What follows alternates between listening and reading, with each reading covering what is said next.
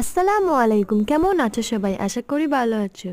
গেছিলাম নার্সারি যাবো আর গাছ আনবো না, তা কি করে হয়? শীতের গাছ কেন তো আমার এখনো শেষ হয়নি, ভাবতে হাসি পাচ্ছে। শীত তো চলেই যাচ্ছে আর গাছও কিনতে পারিনি এখনো তেমন।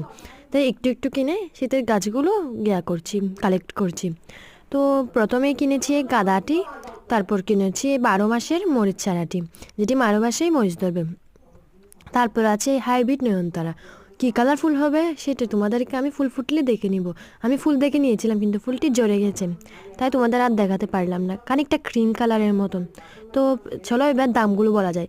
এই নয়নতারাটি নিয়েছে হচ্ছে 40 টাকা, তারপর গাঁদা নিয়েছে হচ্ছে 40 টাকা, দেন এটা নিয়েছি 20 টাকা। এখানকার নার্সারিগুলোতে গাছের দাম বেশি, তাই জন্য তেমন গাছ কিনতে পারি না।